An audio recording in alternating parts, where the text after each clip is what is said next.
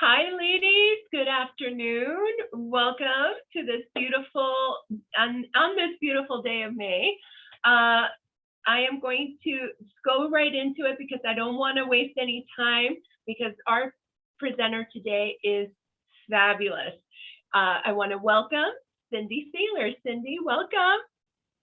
Thank you very much, Gloria. And it is a pleasure to be with you lovely ladies again. And for some of you, you may be new to this program, and there's a few new faces. And also, we have some faces that were part of the program during PWG. So, welcome back. For those who don't know about me, I'd just like to do a quick little introduction. I am a practitioner of Neuro Linguistics from the Association of Integrative Psychology. I'm also a neurocoding specialist, also a brain health certified trainer and mental fitness advocate. And that's what this program is all about, is our mental fitness. I've created a professional performance specialist business, helping people perform at a higher level. And of course, I'm a speaker and a mentor. Now, so I started my journey with creating Saylor's Journey because it is about my life in a sense of how I've stumbled through life. I've made poor decisions. I've lived with a lot of these ants. And because of that, I realized my journey is almost just like everybody else's journey. But what I'm going to do is my business is about your life journey, but disembarking on voyages that don't serve you anymore and embarking on your life purpose.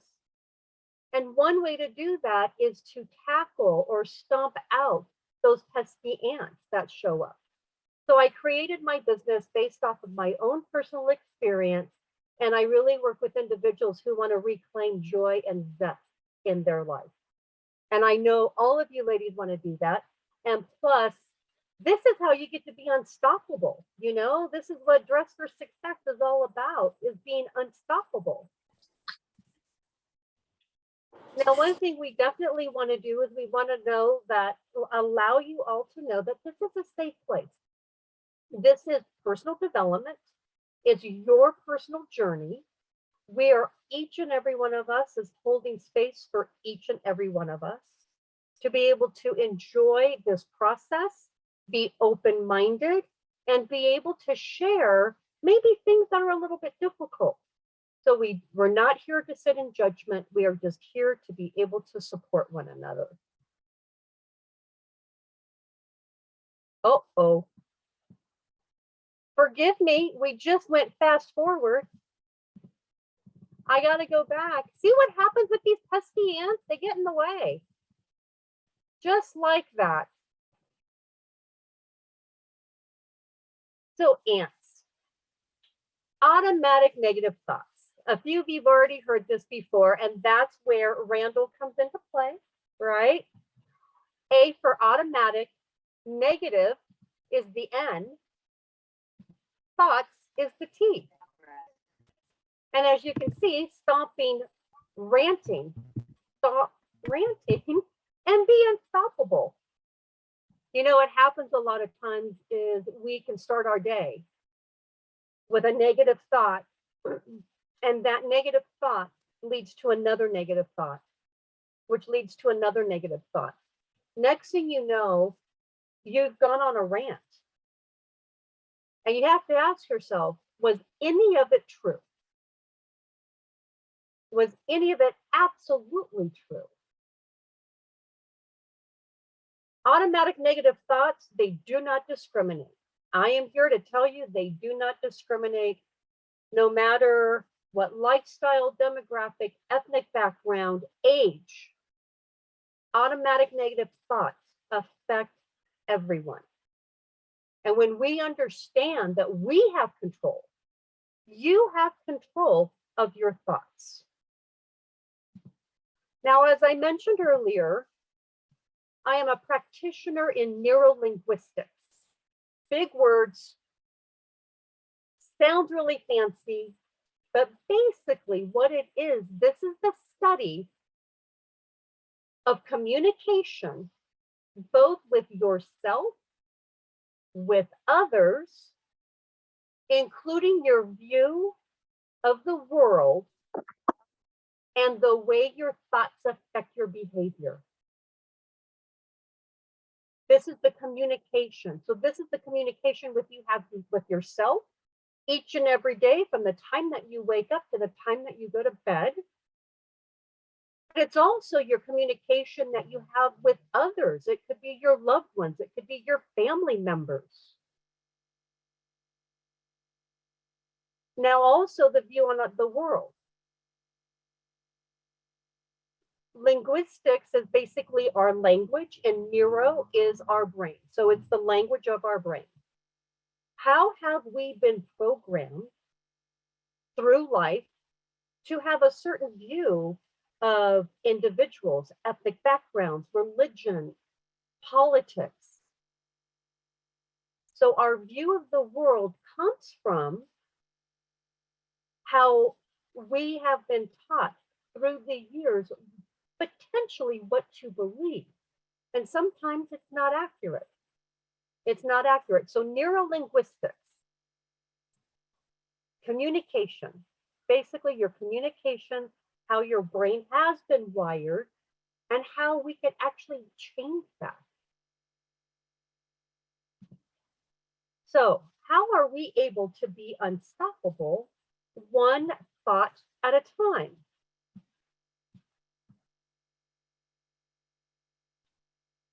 You know, we are the masters of each and every thought. And we have designed our lives. If you can think about how we have designed our lives to be negative. A lot of us are just in this world of negativity. But if we could be masters of negativity, how about we flip the tables and be masters of positivity in our lives? Now, I also like to make a notation that I would rather have us feel that we are going to be accurate thinkers, just not positive thinkers. We want to be accurate thinkers. Each and every one of us has different experiences. And so if you're going to say that you're going to be happy, happy, happy, well, what is making you unhappy, right? We could tell everyone, go ahead and do a mantra and be happy. But what if it doesn't work? What are the underlying factors that are holding you back to being happy? So we have to dig a little bit deeper.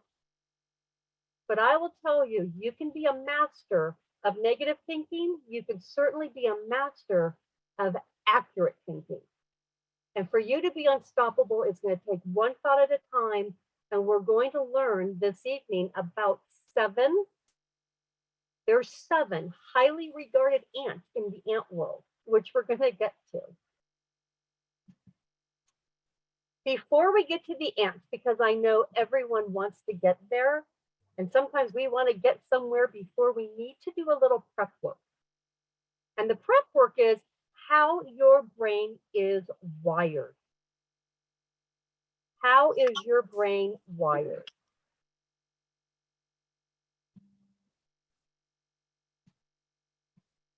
And I just want to take a moment. Gloria, did we start the recording? Yes, we did. So how is your brain wired?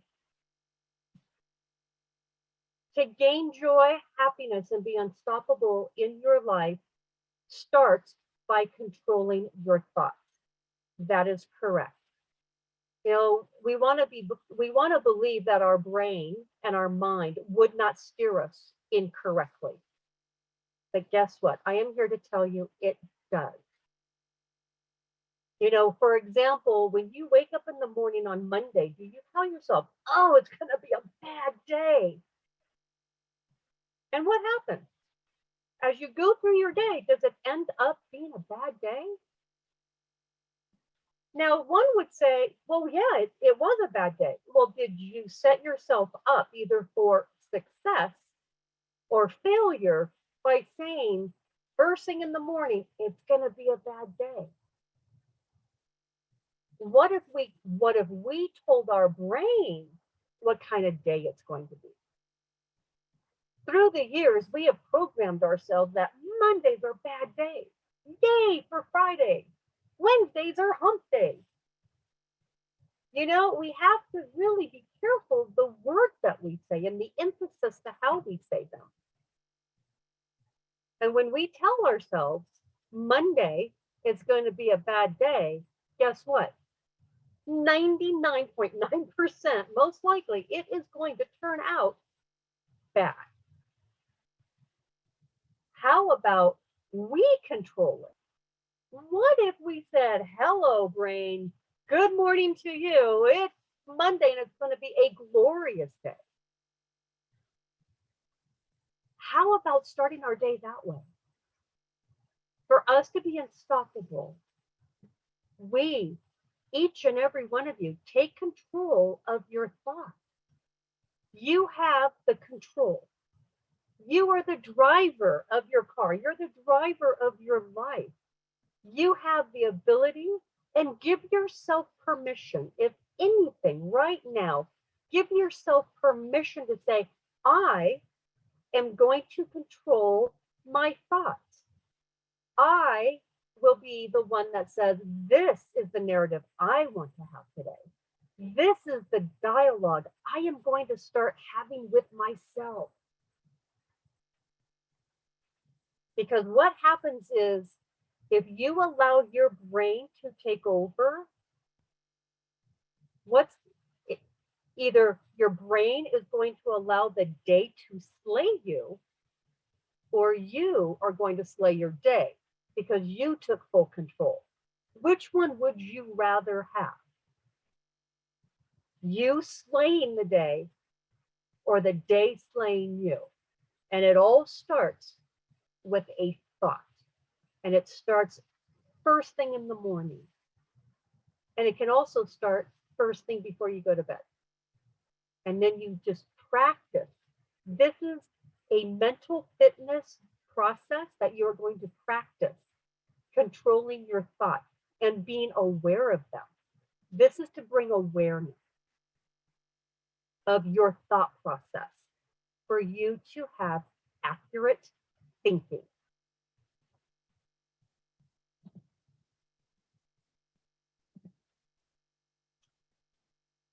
So, talking about the brain, there are happy chemicals.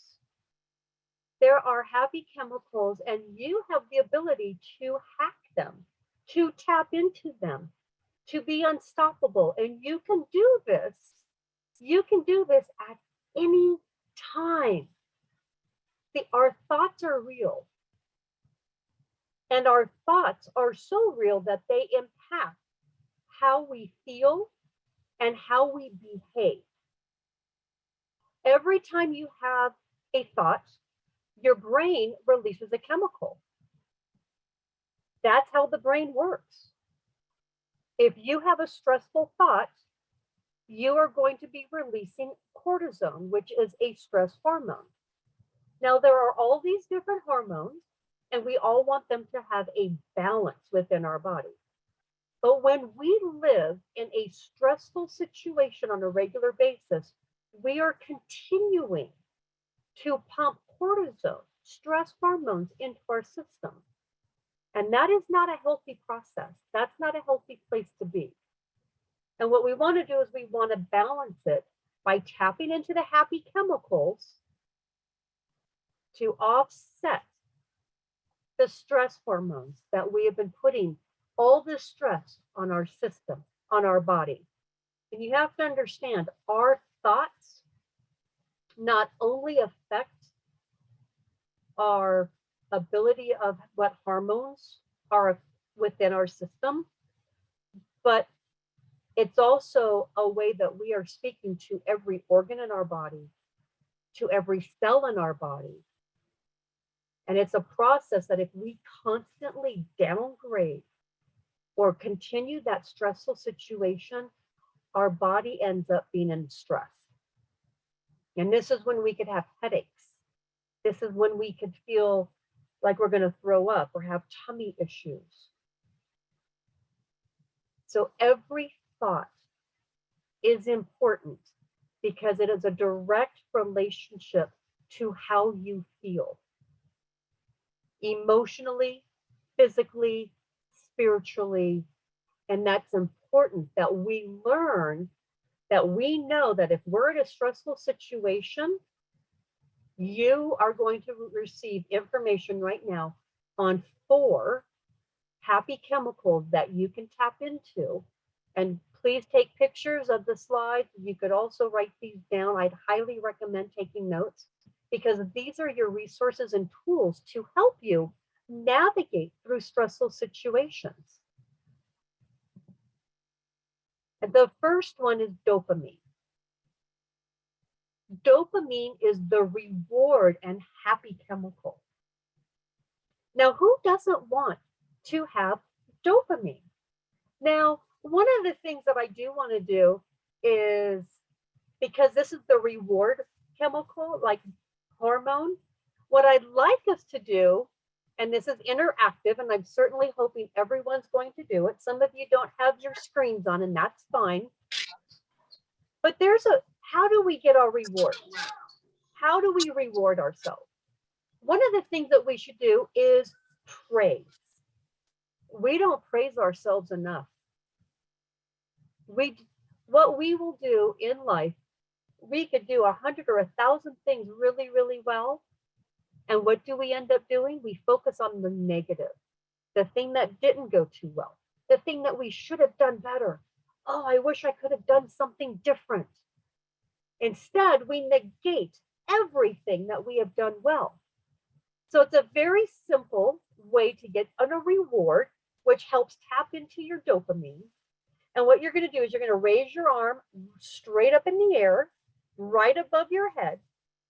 This is going to be an easy exercise. You're going to flip your hand backwards so it's facing behind you. Now bend at the elbow. And now pat yourself on the back. That is a reward. That is how you can praise yourself. No matter how small or how big the project is that you completed, praise yourself. Because what that does is it taps into the dopamine. It gives you a little dopamine drip, gives you the reward. It makes you happy. And as I can see on my screen, there was a lot of smiling faces going, okay. Now, the fact that you're smiling, instant dopamine.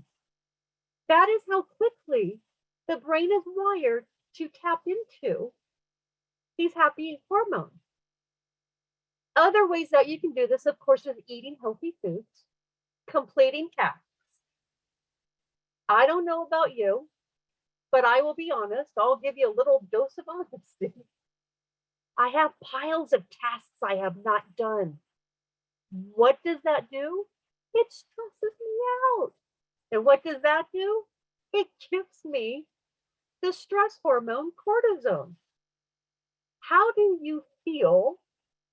Because I know how I feel when I complete a task. How do you feel when you complete a task? It feels good.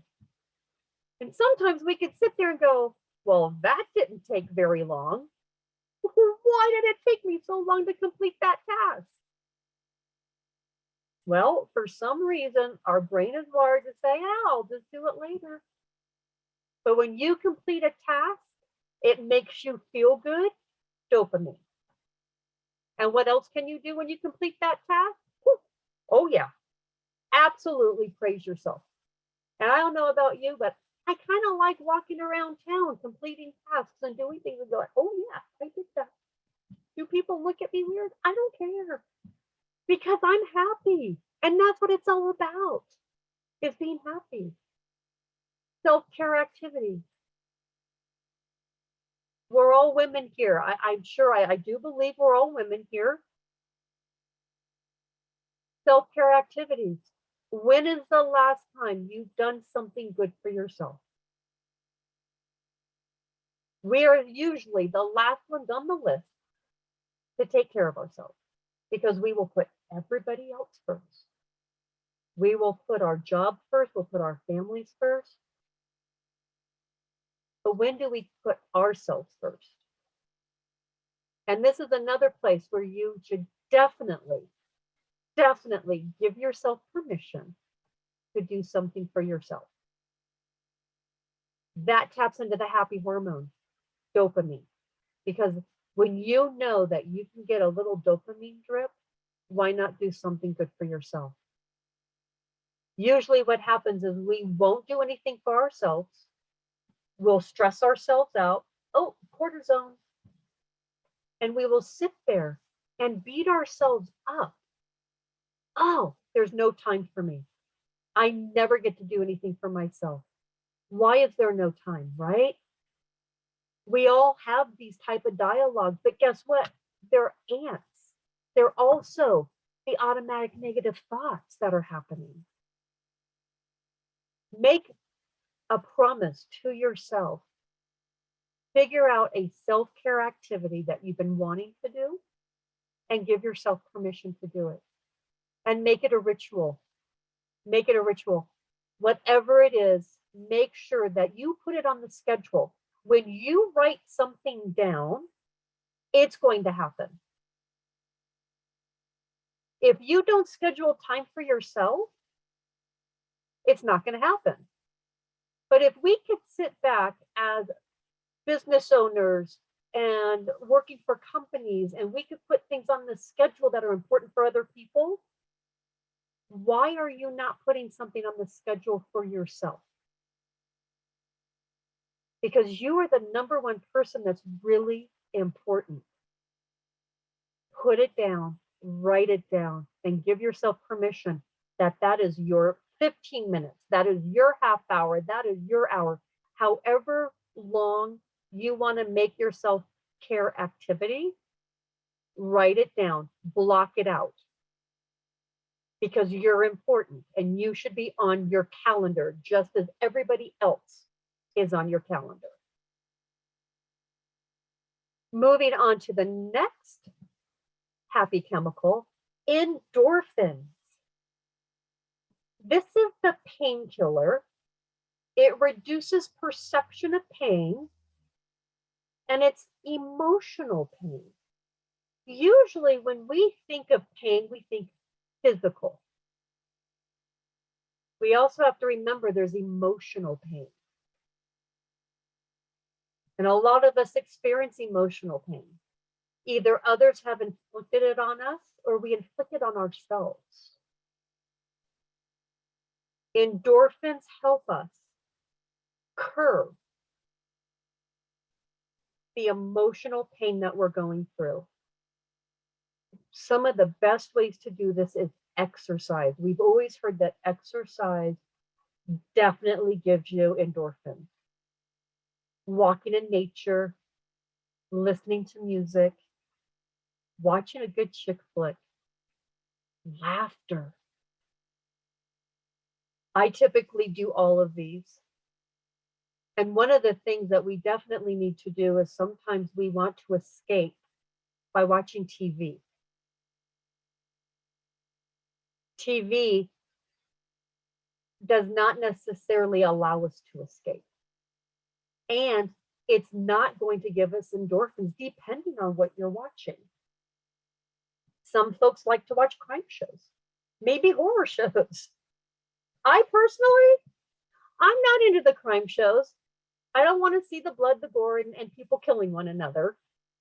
But just think, when you are constantly watching these type of shows, what kind of hormone are you ingesting on a regular basis? And it's cortisol, because that's stressful. It's very stressful to watch these shows. And it can also create pain, and it can also create additional emotional pain. So depending on what you're watching, you may need to change a few habits on the shows that you watch. I'm all about a good chick flick. I just want to sit and feel good. You know, it's the feel good movies. It's the feel good shows. And you know that feeling when you feel really good inside? Guess what's happening? That feeling is resonating through every cell, every organ in your body, and it's endorphins. And it happens quickly. So I don't know about you guys, but I enjoy laughter. And one of the best things that I love about laughter is a child giggling. I can be anywhere and I hear a child giggle, it stops me in my tracks because I just want to sit and listen. And guess what that does? Most likely you're going to be laughing along with that little one, and you're going to get endorphins at the same time. There's a lot of apps out there that you could also put something on your phone that if you find yourself in a stressful situation, and you can, it's a laughter app, and you can just push a button, and what happens? There's just pure laughter. It's something to take in consideration of how you can help yourself if indeed you end up in a stressful situation, you're feeling some emotional pain, on how to tap into your endorphins. Exercise. You could do exercise by walking in nature. You can do 2-in-1 thing. Plus, exercise is so good for us. The more we just sit around and do nothing, it creates stress on the body. But when we get outside and we engage, it could be at the park, it could be in the forest, whatever your thing is, this can be one of your self-care activities right here, is doing the exercise piece, but also getting outside in nature. So endorphins. Endorphins is something you want to tap into to help curb that emotional pain that you may be experiencing. Oxytocin, number 3, the love hormone. The love hormone, this basically is where we're supposed to be connecting with people, socializing, you know, that personal touch.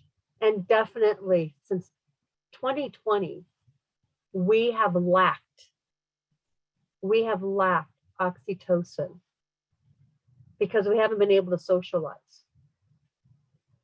Being cut off from our loved ones is stressful. Wondering when we're going to be able to see them again is stressful. For 2 years, we were unavailable to one another to be able to show our love for each other. Because the majority of the time when we would meet, we would either give each other a big hug, socializing, love hormone, that personal touch. We need to get back to feeling comfortable and reconnecting with one another, connecting with our loved ones, connecting with each other that's part of this group. Of course, you know, petting animals is definitely, it reduces the stress.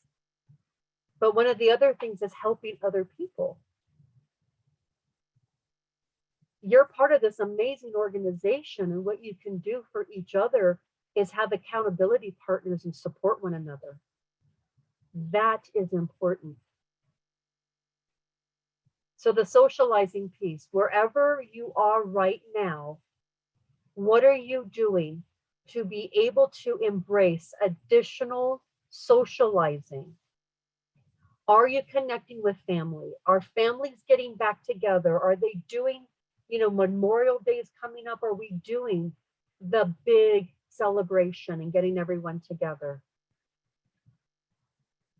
Because we've had a lack of love for 2 years, and it's unfortunate. But for us to get back into loving one another, we also need to start loving ourselves. And when we do socialize with each other and we do show up for other people, you're giving yourself love also. It's a win-win. Instead of being by yourself, find a way to be connected. If you still don't feel comfortable socializing, you can at least still socialize on Zoom. That is still an option. It's still a way to do it. It's still a way to show one another how much you care. If you haven't heard from people for a while, or you've lost touch because of the last 2 years, make a promise to yourself and give yourself permission to reach out to people that you may have lost touch with. Even if they don't reply back, it could be from a phone call message, it could be from a text or an email. Reach out and let people know that you're still around for them and that you care for them. Don't worry if they don't get back in touch with you. Just know that you're reaching out.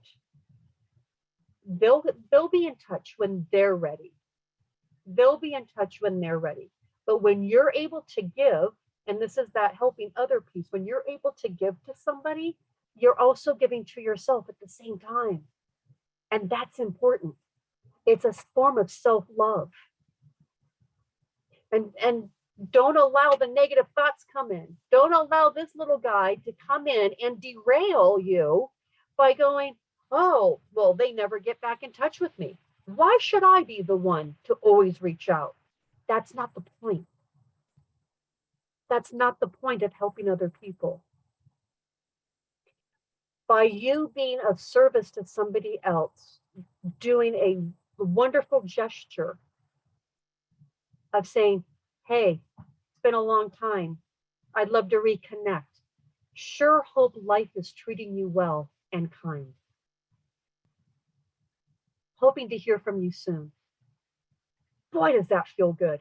And I'll tell you what, how do you think the other person's going to feel? Probably pretty amazing, right? And it doesn't matter. It does not matter if they get back to you or not. Be the person that reaches out to let people know that they matter and that you care. Self-love, providing love to yourself and to others, you will gain oxytocin immediately. Cindy, we have a question in the chat. Oh. Amy is asking, can there be an overload on oxytocin? Like too much love? Too much self-love? No. Too much, like all of those things, like the too much socializing, physical touch. When you have like helping others, like I work in a daycare, and then at the afternoons work at helping elderlies, and then I have kids and I have animals, and it's like, when does it Are you just a giver of love automatically, Amy, or do you feel obligated? So my question is, are you feeling obligated to give love, or are you doing it freely? I don't know. I just tend to gravitate into these roles, and I always have been since I was, as far as I can always remember, you know, just growing up as like a middle child. But probably that's helped me survive, because I'd always be the babysitter, I'd always be the helper, the one that helps my mom, and you know, and that helps the neighbors and helps when something happens, you know. I like the helper, I guess, but also just in these roles, like with careers now, I've been kind of getting into, and I like to do it, and I don't have to change the person I am from who I am at home and who I am at work. So it's just I don't have to switch into some kind of a customer service voice or anything. I'm just me. But I think sometimes, like, I've been trying to, like, I'm gonna send the neighbor kid home and then just balance it all, where it's like, I don't know, maybe I don't know what's wrong with me. Sorry. No, That's perfectly fine, Amy. And I definitely hear what you're saying. Women, all of us as women, we're so adaptable, we're so giving, and we're nurturing. We are nurturers. It comes naturally. There does come a time if you are not doing enough self-care for yourself, it's going to start feeling overwhelming. And we do need to find this balance. And there is a way to find the balance. As I mentioned before, Amy, are you on your calendar? If you're taking care of the kids, if you're taking care of the things at work, and you're taking care of your parents, etc., and you have everything outlined in a date timer or on your phone, on a calendar of your schedule, if you showed me your schedule right now for the month of May, would I see any time dedicated to Amy? I have my birthday tomorrow, but I went and bought my own cake and candles, and I got the kids a sprinkler because I'd like to just watch them having fun, like you said, and Sure. see them having fun, and that's what I want to do. And then after that, it's like volunteer, and I got a new job as a life skills trainer. Amy, Crazy. so I'm going to stop you for a second. A self-care activity for Amy, not for your kids, not as a coach, a self-care activity for Amy. I will pencil it in tomorrow for sure. Pedicure. Now, yes, that's exactly what it is. I'll do it. Thank you for allowing me to be a little harsh, but it was one of those where we automatically constantly look at our lives that if we do things for others, then we're doing it for ourselves. Yes, that is accurate to a point. But until you start looking at your calendar and maybe come up with a pretty pen to make it really stand out, pick a color that you absolutely love, go on your calendar and box things out that says, this is my time for me. This is my time for me. And see if you could do something each and every day, even if it's 15 minutes to read a book, maybe to take a bath, maybe go get a pedicure or your hair done. But then at the end of the month, go back and take a look at each and every day and find out how many hours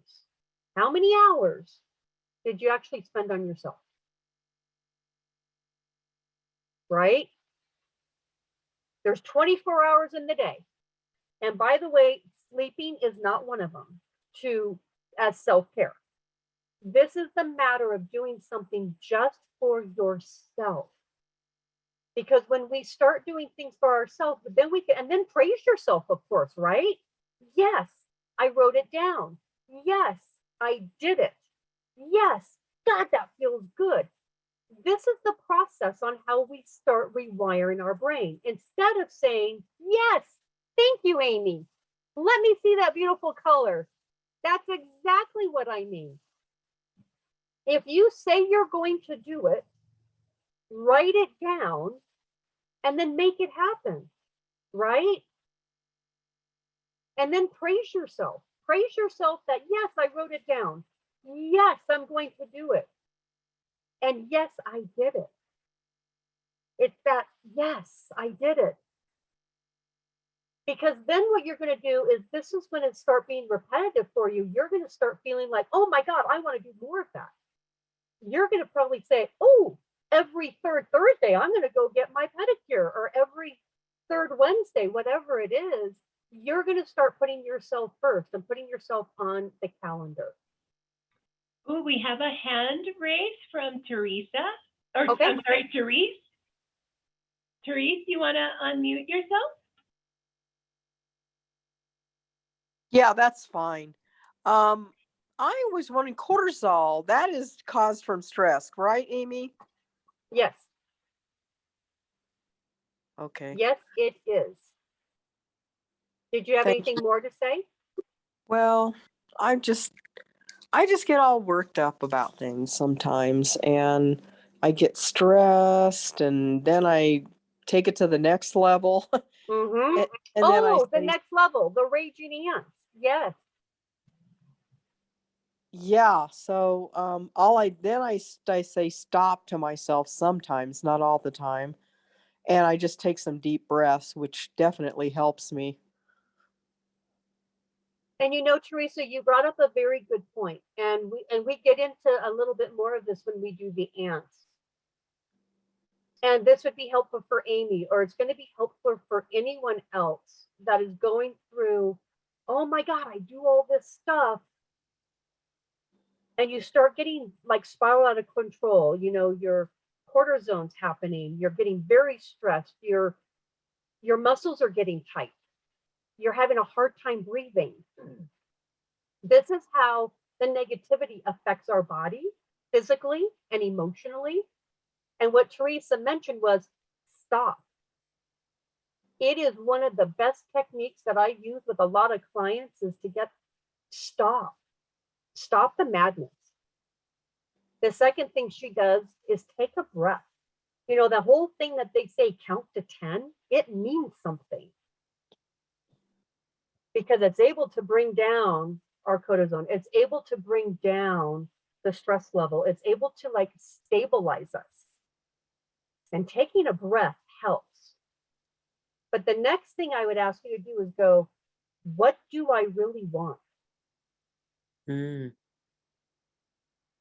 Because when we get stuck in this negative cycle and we need to stop it, you also need to replace it with something. So I'd ask you, Teresa, then what do you really want? And then you need to be honest.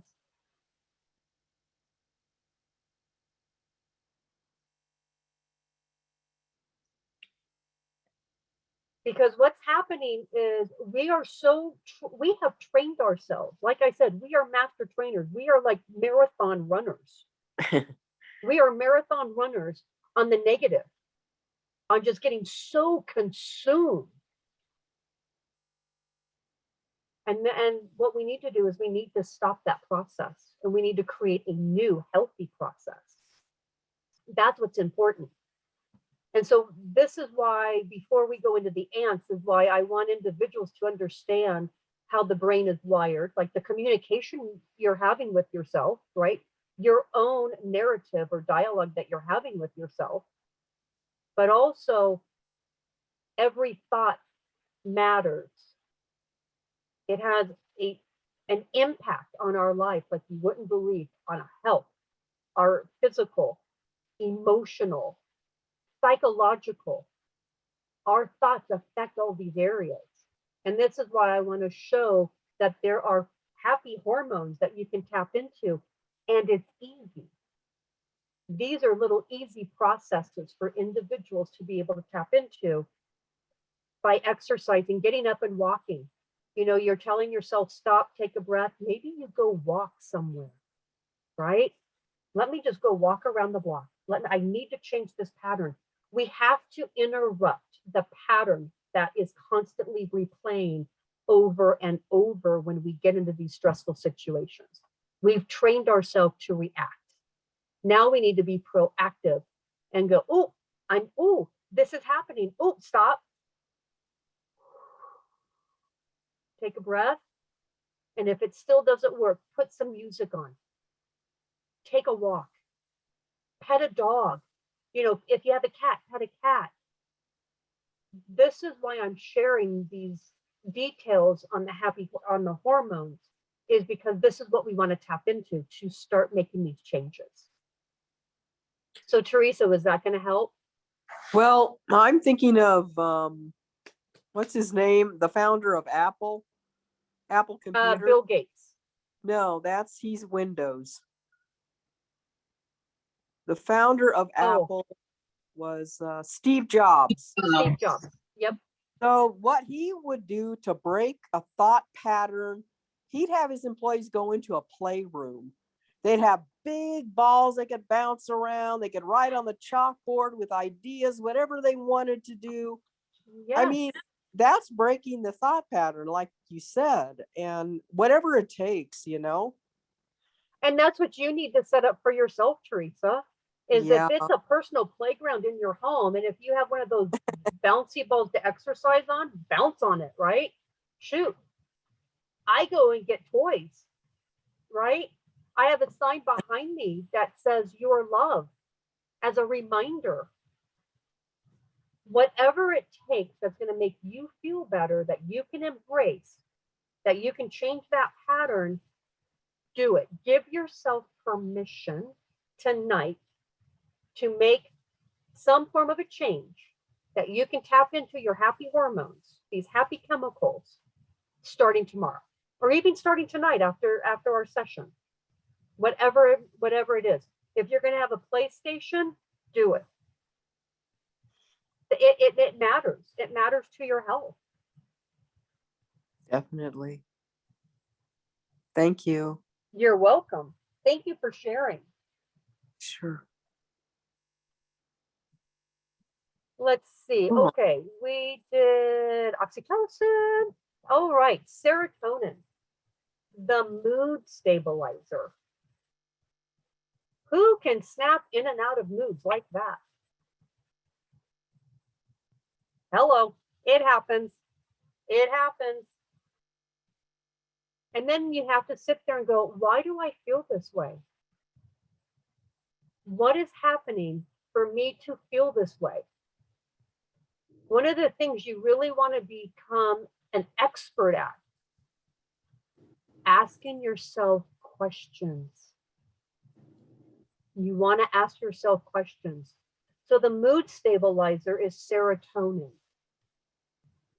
Sun exposure, being mindful, thankful, grateful, appreciation.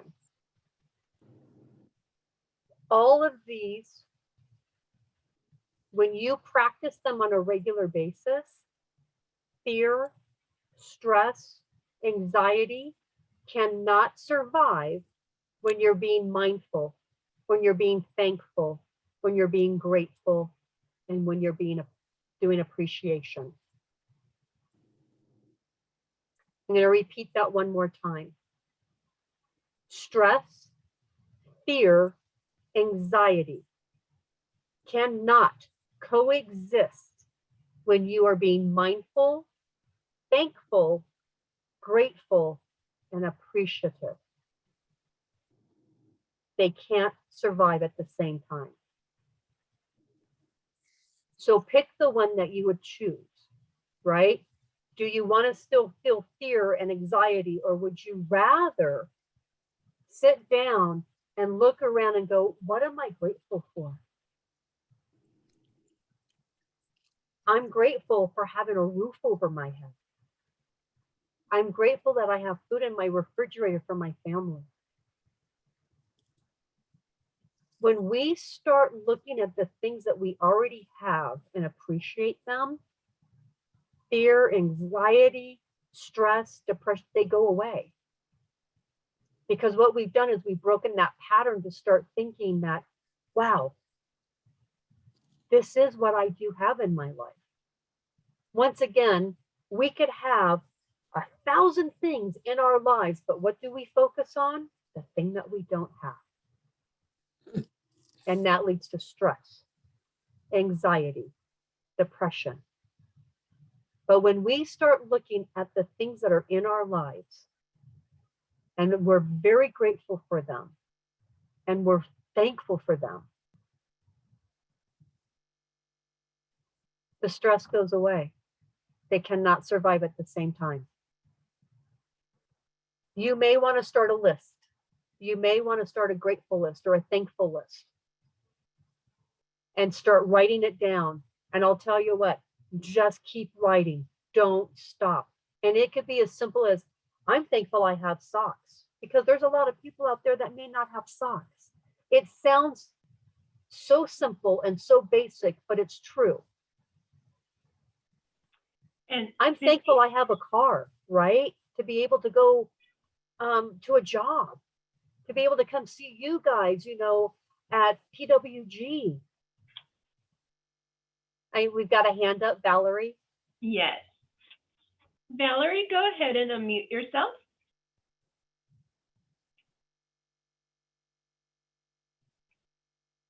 Thank you. Yeah. Sorry about that. Yeah, I'm a veteran and I suffer from depression, and I've been on a thankless job for 8 years. I work for the government, and over the last 8 months, it's been really, really hard just going to work every day. It's overwhelming. I was getting horrible anxiety even thinking about the coming workday. And I was watching something, and a woman was on, and she was talking about creating a gratitude journaling. And I started doing that, and it's become a habit. I've been doing it for about 6 months now. Before I start my day, I do my gratitude journal. I'm up to about 34 things that I just kind of recite every single day that I'm grateful for. And it's changed everything. When I do my gratitude journal before I start working, I have less days where I get harassed or cussed out, because it's doing a shift in me. So serotonin, I wholeheartedly believe that that's the mood stabilizer, and that gratitude and appreciation and all of those things play a vital role. Because Valerie, I think you accidentally muted yourself. that's what I get for touching the keyboard. But when I started my gratitude journal, there was an actual shift in my mood. There was an actual shift. Things really did change when I remembered to, and I'm telling you, if I start my day, if I'm rushing and I have to take a couple of patient calls, before I can do it, I got to kind of bring the cue down. As soon as I get that cue down where I can take a moment, I race to my gratitude journal and just begin to list all the things that I'm grateful for. And life was hard. I mean, homeless with 2 kids in tow, so and when I started journaling, my job every day is easier. I don't feel as stressed. I handle the patient calls better. I have more people that are reciprocating my mood. I'm giving them good vibes. They're giving it right back to me. So it's something to a gratitude journal. I remember the lady was just, it was a Tamron Hall show. It was one of her guests.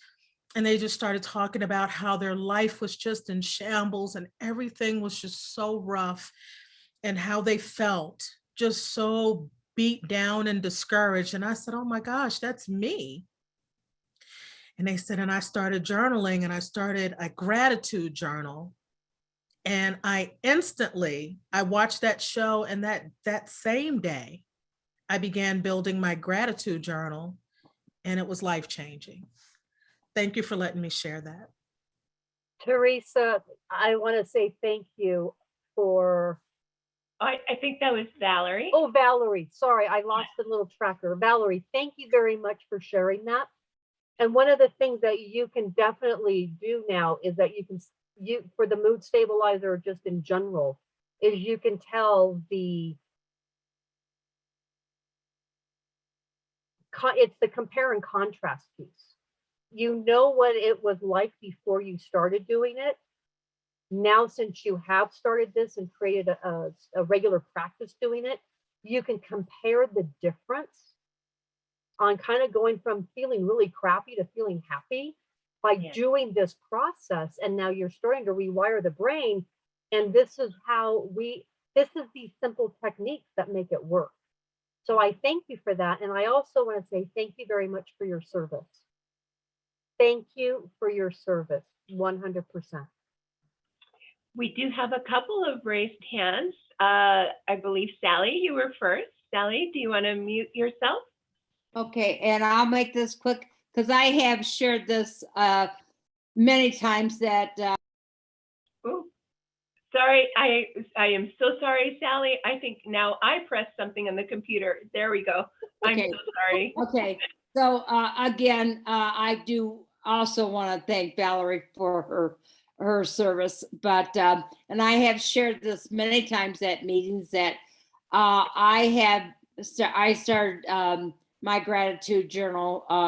It's been many years ago now, but my life took a drastic change when I started my gratitude journal in December of 97. And I could go on how my life was almost, maybe my family probably would have not let me be homeless, but I will just reiterate that the turnaround that my life made once I started the gratitude journal. So, and I'll let it go on to Teresa now. Thank you, Sally. All right, Therese, do you want to go ahead and unmute yourself, my dear? Yes, I just want to say I also keep a thing I made up. It's called a victory log. And anytime someone compliments you, says something nice, not negative, but something nice and good about yourself, I write it down. Yeah. And Yes. I noticed I had a lot of them in there. And when I'm down and out in Beverly Hills, I pick that victory log up and say, look at all these people that think these wonderful things about you. Yeah. So that's also helpful for me. Thank you. Thank you, Therese. You know, to elaborate a little bit more on what Therese and Valerie have mentioned, you know, Therese, when you say that these individuals see this in me, how about if you start seeing it in yourself? Now you need to take it to the next step and go, this is who I am. Yes, that is correct. This is who I am. So take it one more step farther and start believing what people believe in you. Well, sometimes I do that, exactly. Good. But not all the time. Sometimes they're just being too nice, or something like that. But that's not true. No. They mean it, This is that love piece, right? This is you giving yourself the self-love piece by saying, yes, thank you. Thank you for letting me know that that's what you think of me, right? And then believe it within yourself. And then for Valerie, when she's mentioning for the past 8 months, she's been struggling with the job and maybe not happy with her job. I would make the suggestion of, this is a stepping stone to my next adventure or my next voyage, right? It's not as if we have to stay in one place our entire life. We could start telling ourselves, I am fortunate to have this position, but this isn't all of it. There's more out there. I know there's more for me, and this is a stepping stone for me to get there. When you start telling yourself this and start saying it out loud, and I would also recommend you writing it down, because not only are you thinking it, speaking it, and writing it, it makes it seals it. It seals it into your brain. And then if you do it over and over again,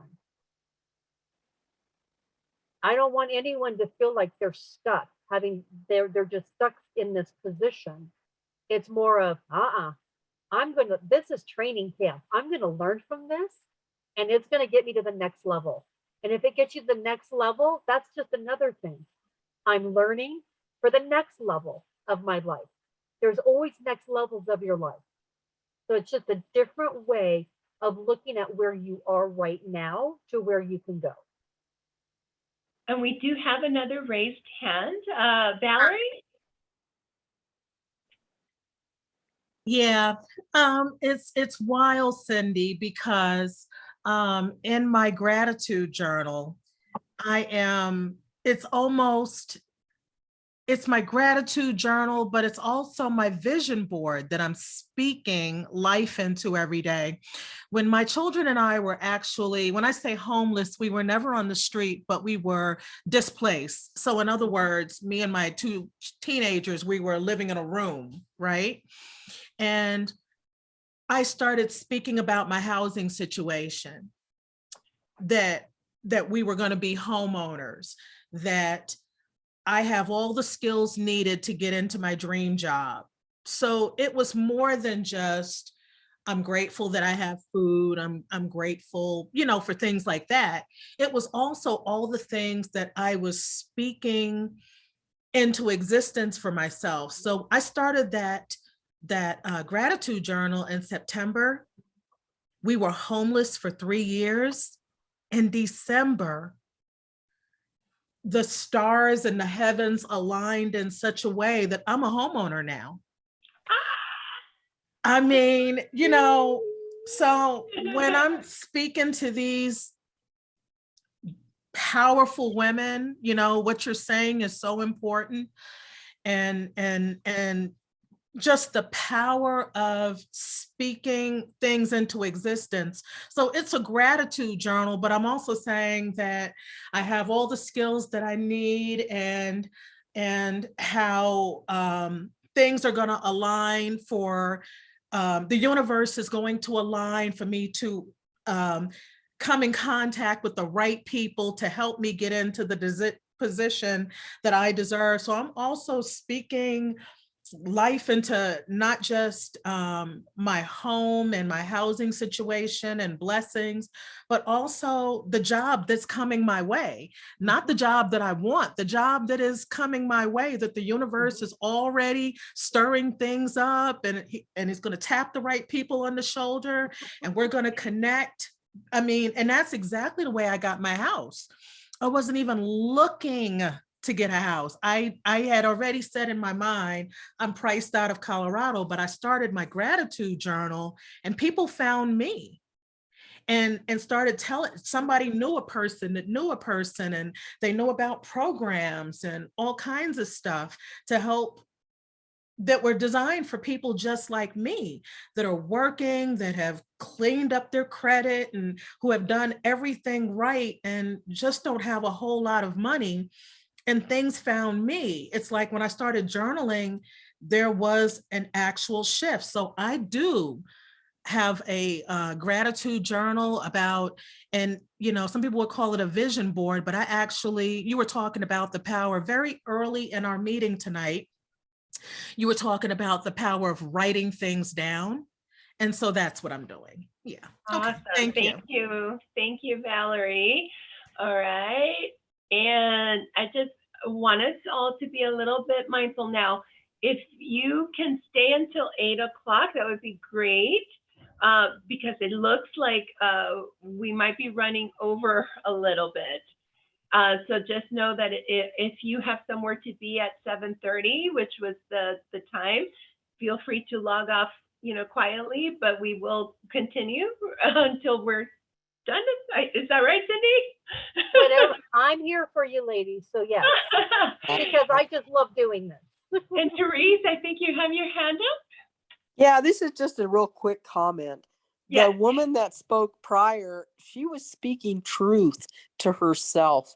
That's why everything came together. You spoke truth to yourself. You saw you had worth, that you had dignity, and that you were a person, and that you were a child of God, most importantly. So that's beautiful. Thank you for that. Thank you everyone for sharing. This is what it's all about. And this is the process of you sharing what you're doing is helping somebody else also. Guess what that is? That's one of our happy hormones, right? It's Right. the oxytocin by doing things for others. And oh, I'm so sorry. So I want to share a little bit. One of the things that I do in that gratitude practice, it's easy sometimes to be very grateful for all the things that are going well and that are good. But we forget that sometimes when those things that are challenges that are not pleasant, I also have begun a gratitude on those things. And then I just open myself and it's like, well, what am I supposed to learn from this? Right? What am I supposed to learn? And I open myself for that answer to come so that this can pass quickly and I can learn my lesson. Absolutely. You know, and at the end of the day, when we start doing our lists of being what we're thankful for or grateful for, you could say, what went really well today? And what can I do better tomorrow? Not what went wrong. No, no, no. What will I do better? Just because something didn't get done or something didn't go right or something that didn't go right the way you wanted it to go, it's not necessarily wrong. It's just, how will I do that better tomorrow? Once again, it's the language that we're using that we want to really be mindful of. Now, when we get into meditation, you know, a lot of folks are thinking, oh my God, there's no way I am going to sit for 15 to 30 minutes and quiet my mind. And I get it. That takes a lot of discipline and practice.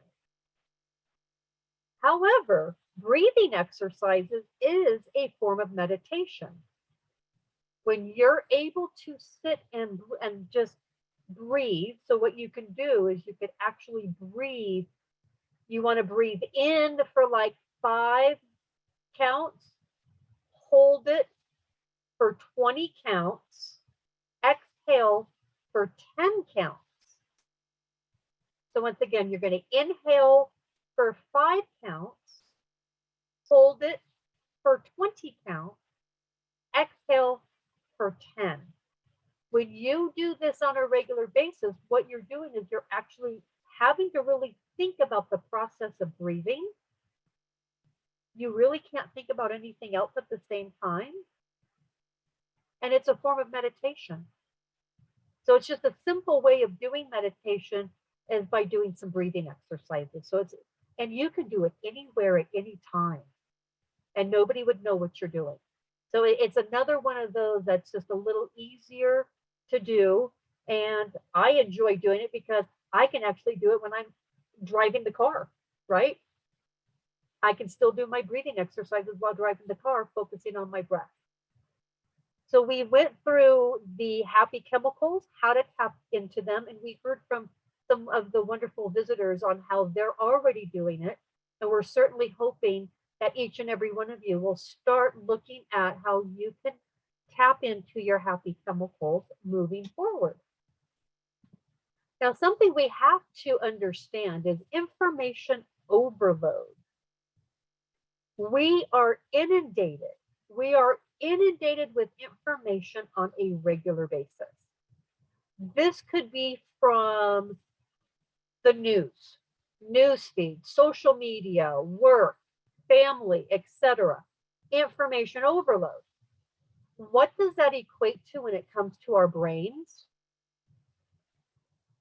2 million BPS, which is bits per second, of information our brain is having to process.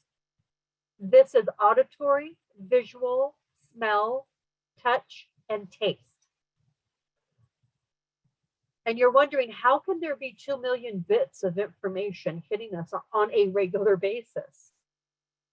The way your clothing is touching your skin, what you are visually looking at, under everything in front of you that you're visually looking at, all the smells around us, all the conversations going on around us. Then let's compound it with TV and then social media and the news. So just in general, in our regular world, we're inundated, but then we compound it with more. We want to be the gatekeepers of our brain because our brain is on overload. And it's through all these 5 senses that the brain has to take in all the information and file it away. And this usually happens when we sleep. And this is why sleep is so important. It allows the body to rest. It allows the body to repair itself, but it really allows our brain to start sorting through all the things that we experienced and saw and smelled and touched and tasted and negative experiences, positive experiences. The brain goes to work to start filing everything away when we're asleep. So we also want to be the brain keeper of our thoughts, of what we expose ourselves to, so our brain doesn't have to work so hard. So if we're able to eliminate a lot of the stressful things in our life, I highly recommend it. We got to give our brain a break.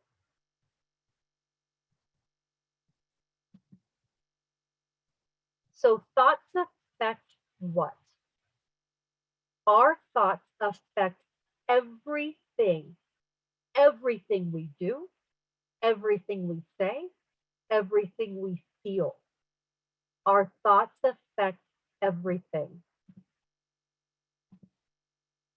They affect our mood, emotions, physiology, health, our focus, our relationships, our work, our groups, our decisions. Our thoughts affect everything. So it's one of those where we could start to have happy thoughts, and all of these things are going to be affected that are on the screen right now in a happy, positive way. But if we have negative thoughts, guess what? Those negative thoughts affect everything on the screen in a negative way. So once again, we want to be the gatekeeper of how our thoughts are like taking over, or are you taking over your thoughts? Are you the gatekeeper to say, this is the way I want to feel, these are the thoughts that I want to have? And Monica, did you have a question or a statement?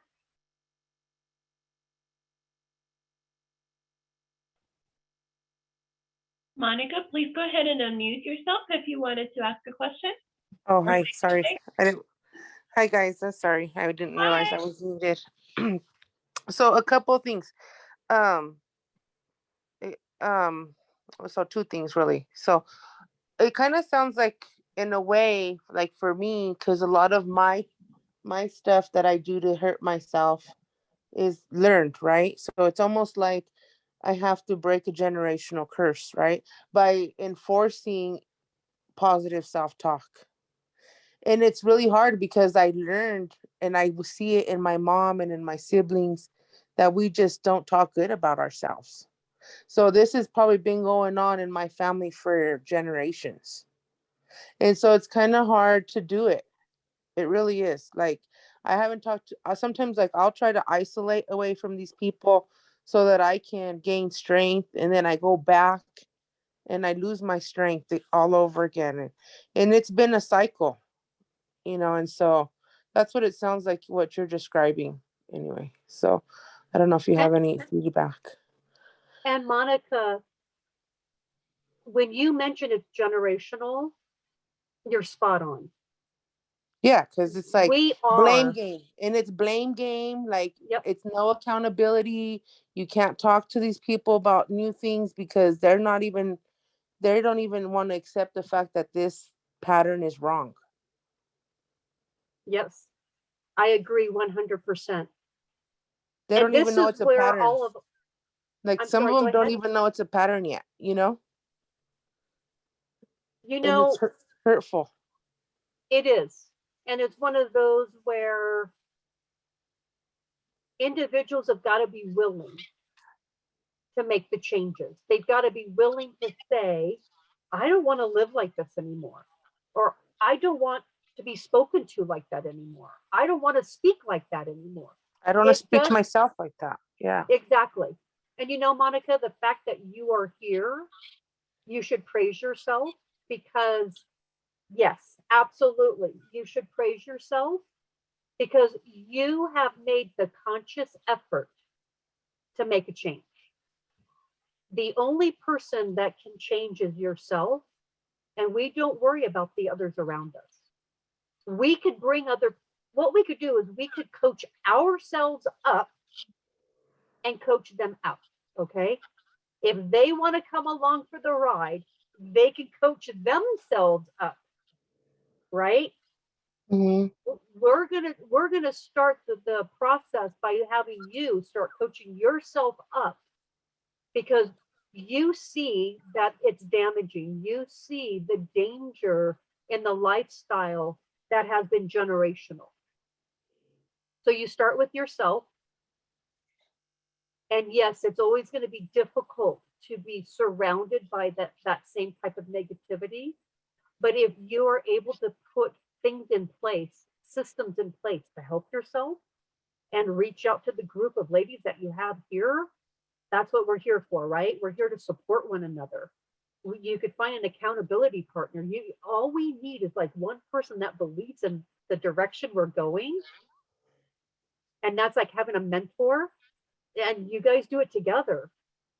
Because what happens is what you have said is generational. Yes, we are a product of our parents. And then we're a product of their parents. And we are a product of the second generation, the third generation. Yes, it happens. But if you notice that there's something that is not in alignment with you, make the conscious effort. You can say, stop. I don't want this for myself. I'm going to make the change. You start taking control back. This is the whole process of starting to take control back for yourself. And this also leads into a lot of the things that you are experiencing. And it seems as if we paid you to like help us move on to the next section. And this is when we're going to get into the ants. I really believe the ants are going to help you, but I think they're going to help everyone else here. These are the 7 highly regarded ants in the ant world. Now, ants again is automatic is the A, negative is the N, thoughts is the T. So it's just, when we want to sit down and talk about mental health, it's no, there's such a stigma behind it, and it's such a taboo. But here's the thing, our mental capabilities, our mental well-being is just like physical fitness. It's something that we should talk about and that we should do on a daily basis. But because we have grown up in a society that says, no, don't speak on mental health, we have done such damage on being open, right? We've done such damage to say, well, I'm having a mental health issue, or I really need some mental health help. We don't want to ask for help. I'm here to say, ask for help. I've literally changed my coaching business because of 2020, realizing that we were in a mental health crisis before 2020 happened. We were already in a mental health crisis. Then 2020 happened. And one of the things that I realized is having this program of automatic negative thoughts with like the ants is to make it fun. It's to be inviting, because it doesn't have to be this serious problem. It doesn't have to be serious. It could be fun. It can be enlightening. And this is what this program is all about. And so here are the 7 highly regarded ants that are on the screen for you. We are going to go through each and every one of these. And there's going to be 2 things that we're going to want to do. And this is probably why we're going to run slightly over, because I love to overshare. It just happens. I warned Gloria, I'm a sharer. But what we want to do with each ant is we're going to write, each and every one of you is going to write down how this ant affects your life, maybe where it started from, what are the things that you're telling yourself right now? And then we're going to do the second exercise. The second exercise is, what will be your new statement? Because what we want to do tonight is we want to definitely stomp out the negative ants that are causing havoc in your life. And so you can start really living an ant-free life. And before we move on to the first ant, Monica, is your hand back up for a question?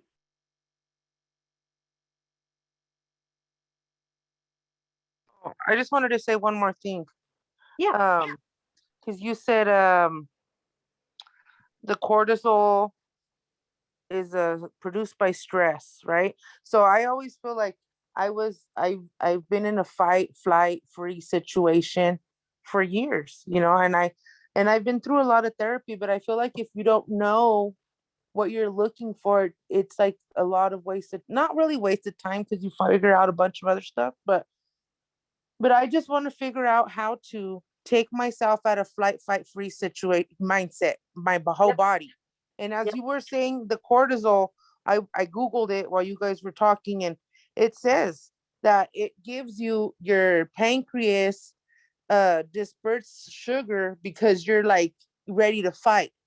Yep. So it's almost like your body is producing, that's probably it contributes to diabetes. Do you know what I mean? And so, yeah. So I guess, Absolutely. And a lot of other health issues. Absolutely. And that's why we want to have all of our hormones in balance. We don't want too much of this and we don't want too much of that. We want them in balance. So we need to find a way to control the cortisol. Because what majority of us are living in these stressful lifestyles, which means we are just inundating our bodies with a lot of cortisone, and we don't need to. so how do you reverse that?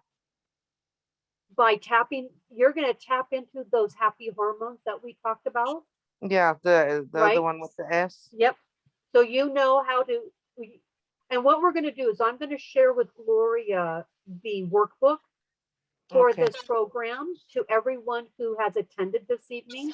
I'll share it with Gloria, and then she could email it out to you. So then you also have the AMP program to be able to follow, to be able to really do a deep dive into each one of these ants and figure out, where did you hear them? When did they start? And then how to stomp them out. Okay. When it comes to making these lifestyle changes, it's a process of doing something each and every day. It's not going to happen overnight, but it's going to be your new process of making some positive changes. Okay. Thank you. Monica, just be patient with it. Be patient Yeah, with because it. this is because like and then you gotta exercise, then you gotta choose a good food. Because I was reading that there's like a list of foods that are help you, whatever. It's just a lot, when you come from the whole opposite And place. and I hear what you're saying, Monica, and this is probably a lot of other folks tonight are feeling the same way. This seems overwhelming. You don't have to take on all of it. Pick Yeah, one. You know pick what? one. If anything, pick one thing that you know that you can make a change and just perfect it and become a master at that one thing. And then when that feels good, take on another one. You know what I've done, and I don't want to take up too much time, but I'll just be quick. What I've done is, like, when I feel like I'm being toxic or people around me are bringing out toxic traits that are unhealthy, I'll isolate, right? And then, yeah, isolation makes me feel like I'm missing out. But yeah, so I don't Now, know how. so you have to understand the way the brain's wired, okay? The fight flight thing, our brain is wired to keep us safe. And so what happens is, if you've had a lot of traumatic experiences, let me give you an example. I was in a car accident back in the 80s We were rear-ended. At the time I was being rear-ended, I went like this. I turned because I heard the screech. I went, oh my gosh, slam, okay?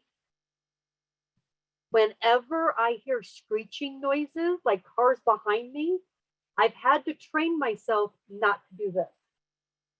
I've trained myself and went, I'm safe. What happens is the brain took that experience of me switching my head and coming back, right? It put it in a filing cabinet. You have to understand, your brain is like a filing system.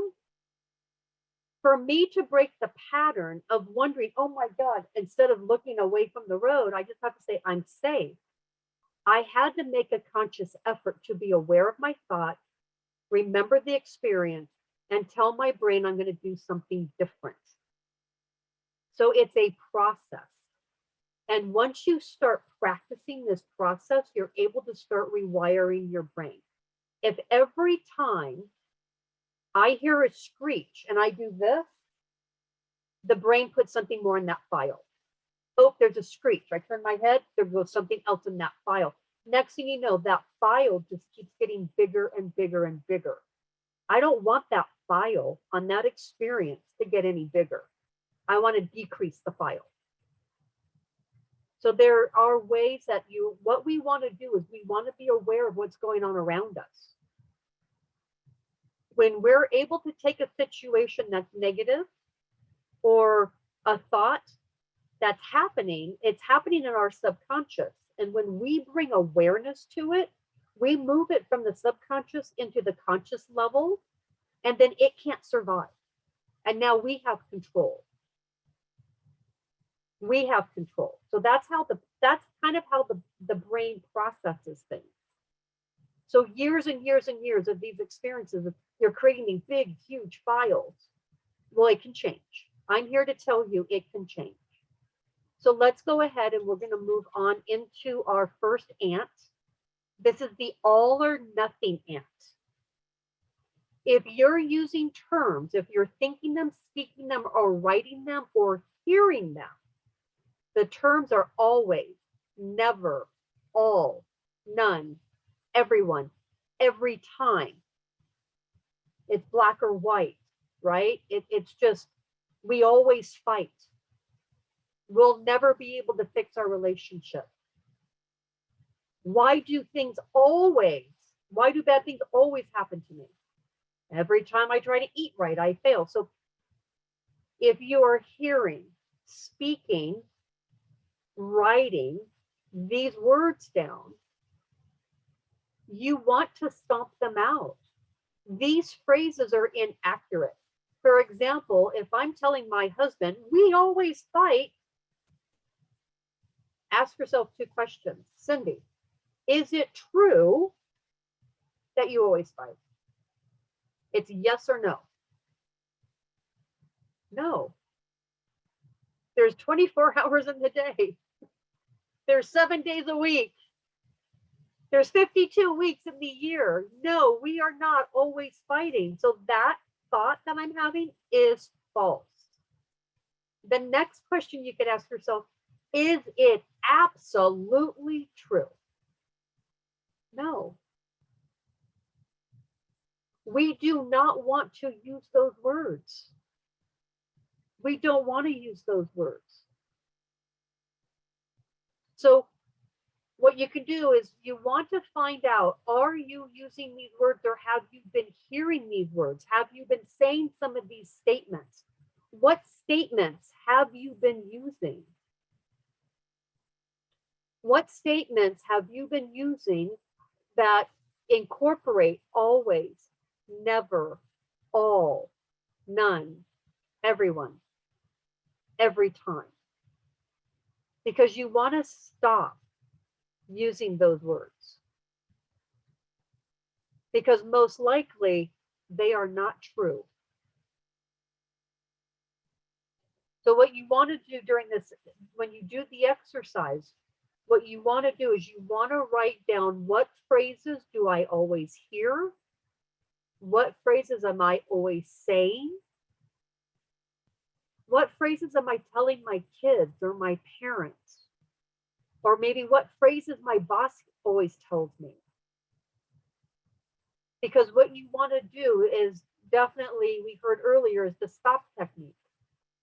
When you start hearing these things, you want to go, stop. That's not true. Stop. That's absolutely not true. You want to break the pattern of these thoughts. Is everyone good with that one?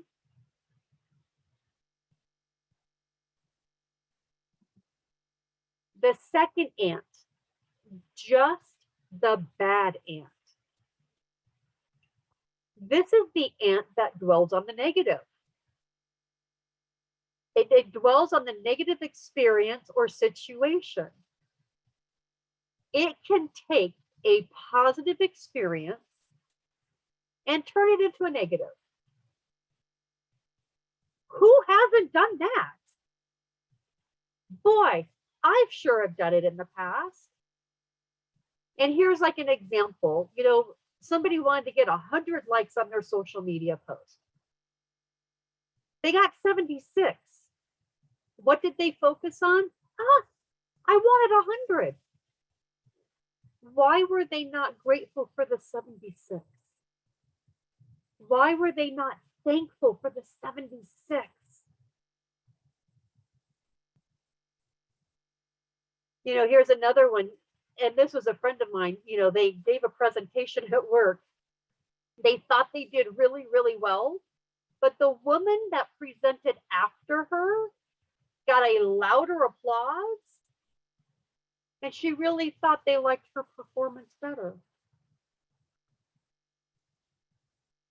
She presented. She did an amazing job. But what did she focus on? She had this thought that they must have liked the other person better. There are so many times that we can take experiences in our lives that are positive, and we just take it one step farther to find that negative. It's once again, we can do all of these amazing things in our lives, but we just want to focus on that negative.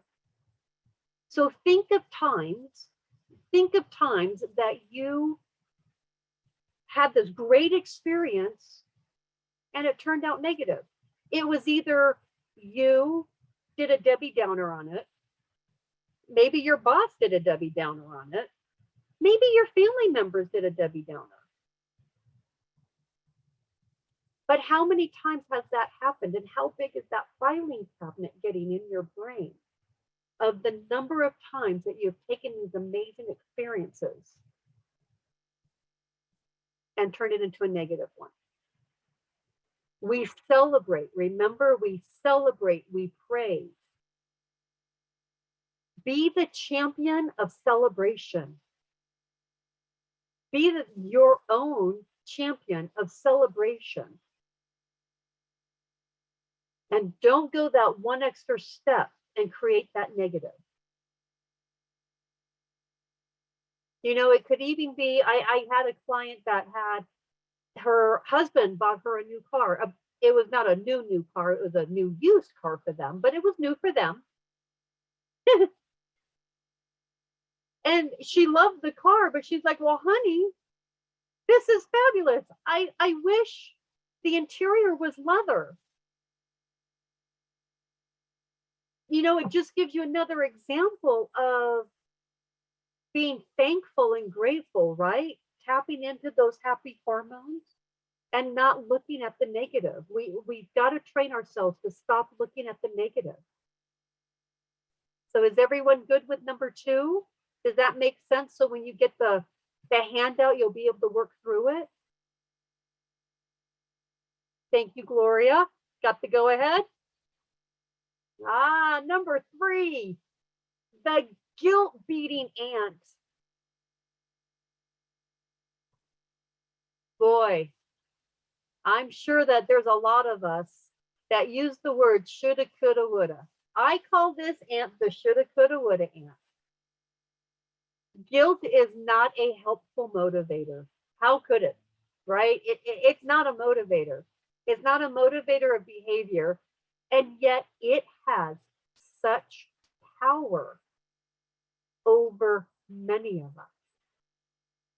And the words that are typically used during this guilt beating process, shoulda, coulda, woulda.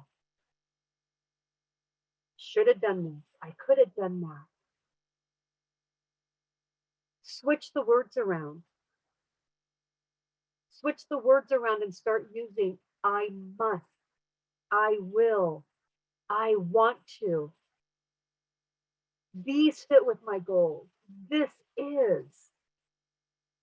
When you say shoulda, coulda, woulda, it's just like it's empty. It's an empty phrase. But when you start saying I must, it allows you to take the next step. It allows you to take active action. I will, once again, these are action words for you to take active action to make things happen. Guilt beating does not get us anywhere. You talk about being full of cortisone. That's the cortisone ant, the guilt beating. Of course, we're not praising ourselves at the same time. This is the self-defeating ant. This is the ant that will keep you in a self-defeating mindset. And it's very hard to get yourself out of that. And the one way to start that process is to start looking at the verbiage that you are using for yourself, when you're using it for others, when you're speaking to other people, and potentially the way you're using it towards the view of the world. How's everyone feel about ant number 3? Does it make sense to be able to switch these words around and stop beating up on yourself? Ant number 3 is a pest. Oh, is it the raging ant? Gloria, is that your number 1 ant? Yes, it's one that I am working on and releasing. Again, I know for our sister who was talking about the generational, this one is really ingrained in my family. So yes, working on that. And you know what, when you look at our families, hey, you know what, they're doing the best that they can. When we're able to sit and look at others around us, and here's the thing, I look at individuals as that they're not bad people. There are people doing bad things. Nobody is bad. It's people doing bad things. It's people maybe dealing with a lot of ants, right? But when we're able to be conscious of the words that we're using or the words that we heard growing up, we can be the change. We can change that. We can be the changer of that type of dialogue that we grew up hearing. And I think Mary has her. Oh, you muted yourself, Gloria. Mary, Oh. did you have something to say? Unmute. Yeah, I think what you're saying about families is very true. And I think we can tell ourselves self-fulfilling prophecies.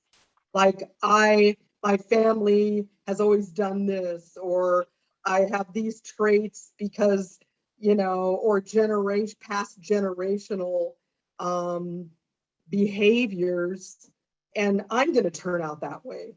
And that is kind of like a self-fulfilling prophecy. And it's not true. It's not true. You can change that.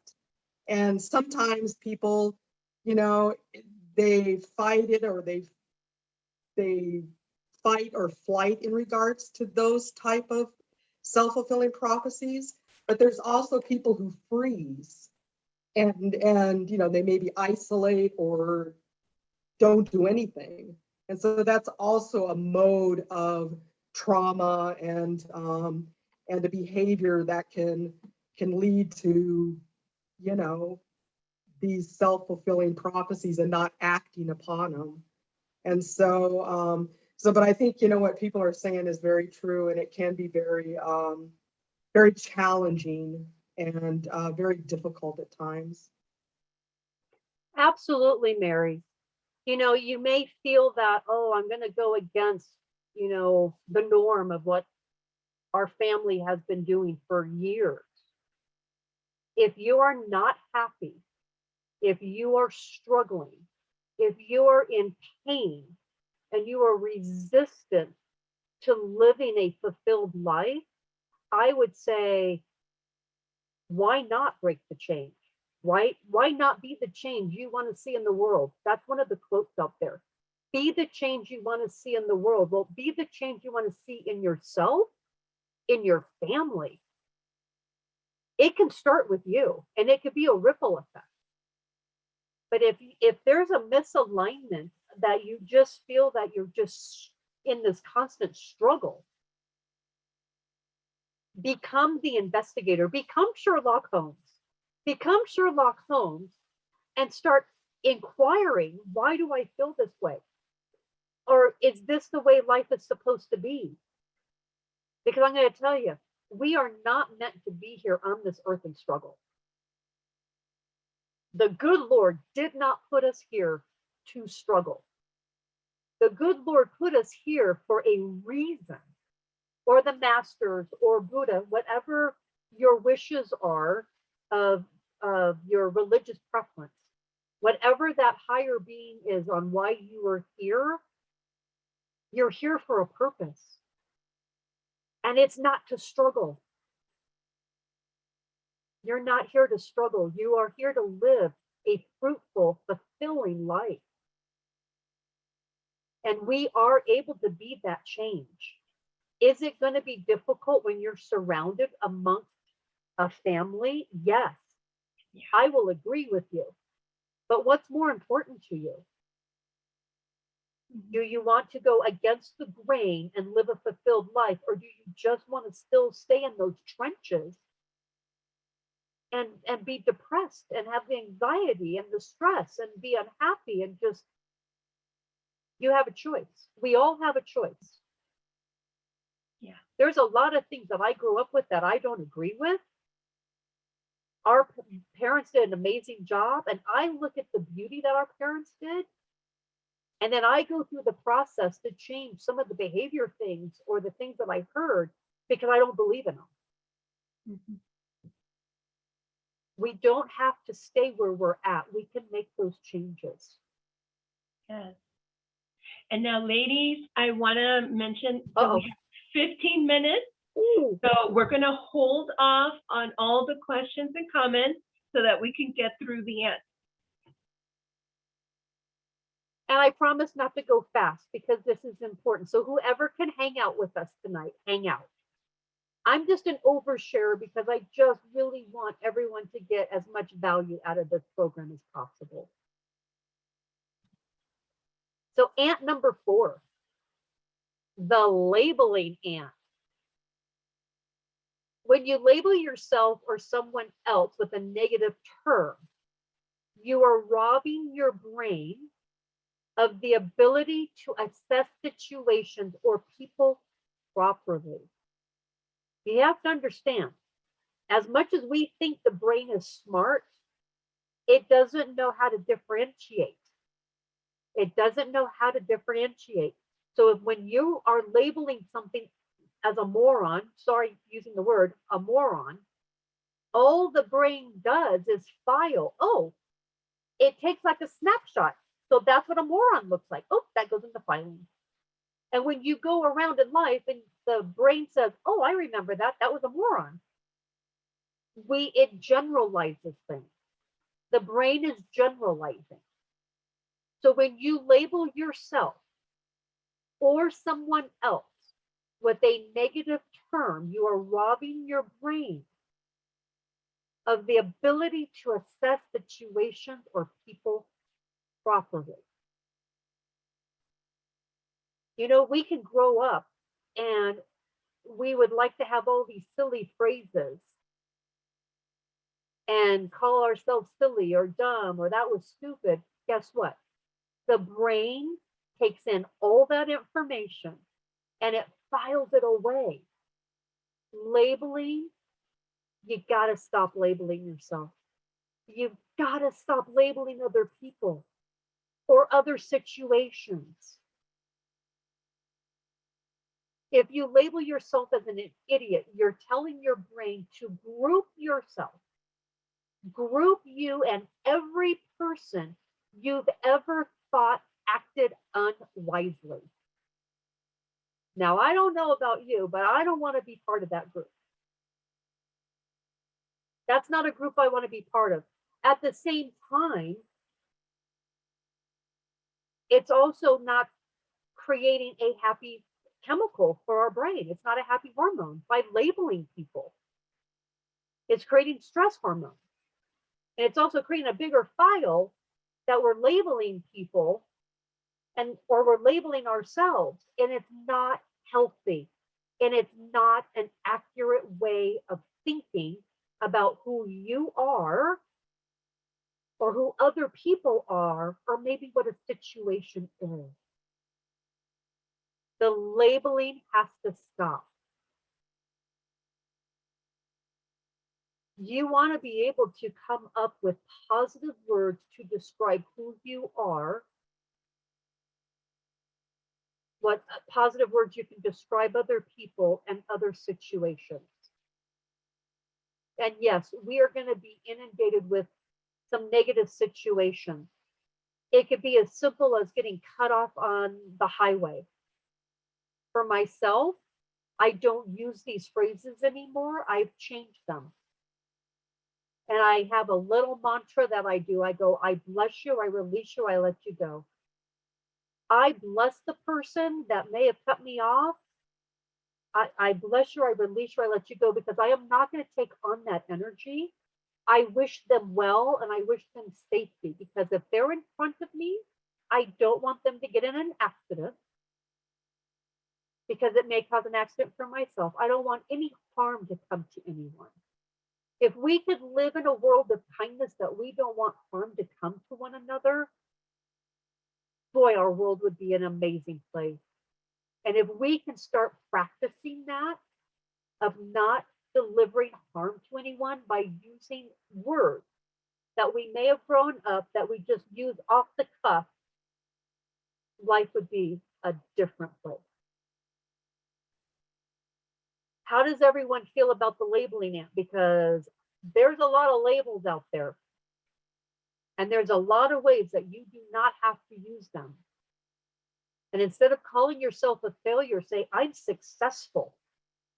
I'm amazing. There's a lot of positive labeling that we can do. And that's part of the process of when you get your book, is to come up with some of these processes and some of these positive affirmations or words that you can describe who you truly are and start really living with them. How are we feeling with ant number 4?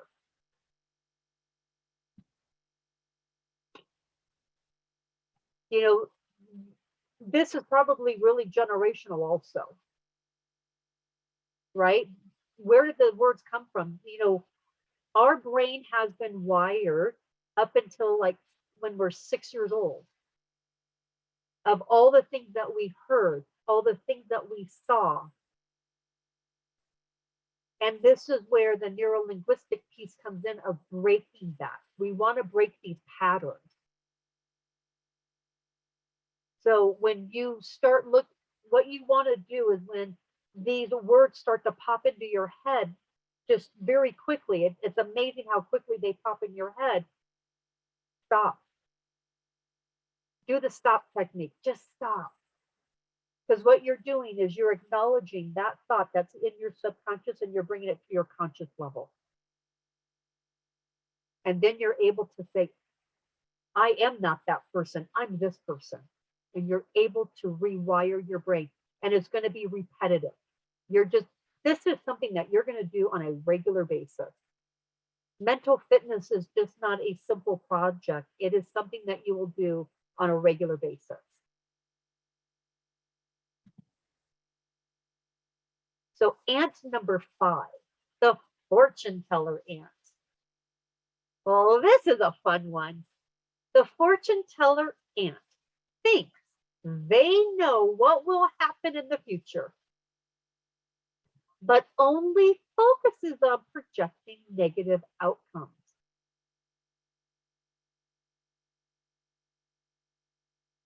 They are unable to perceive any possible positive future, such as they want you to live in fear of every uncertainty in your life. For example, you're going to apply for a job. You may be saying, yeah, I'm going to apply for this job. I won't get it. They're going to give it to somebody else. I'm not good enough for it. I want to buy a house, right? I want to buy a house, but I'm not going to be able to get approved. How many times can we basically tell ourselves that we have predicted our own future in a negative way? And most of the time it would come true because we put out that negative energy. We didn't look at it from a positive standpoint.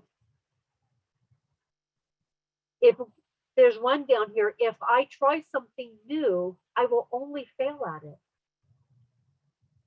You know, this is the one that keeps themselves in that comfort zone.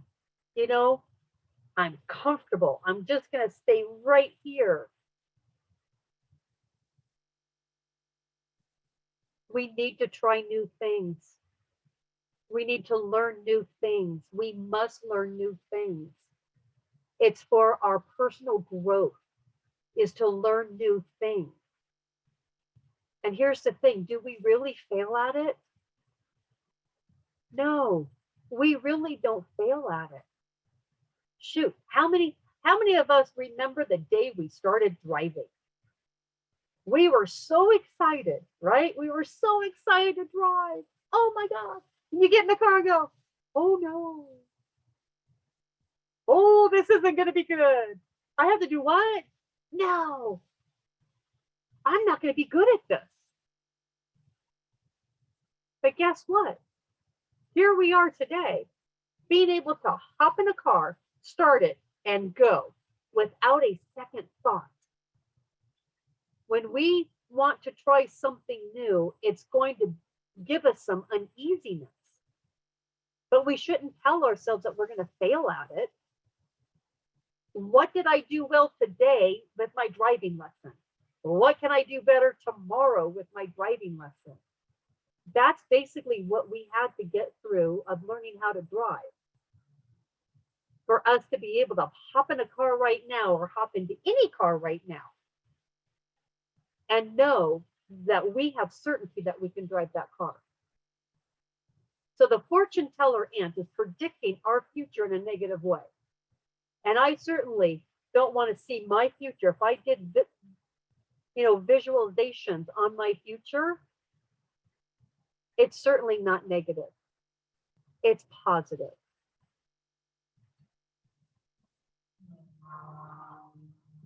So does everyone feel comfortable with the fortune teller ant?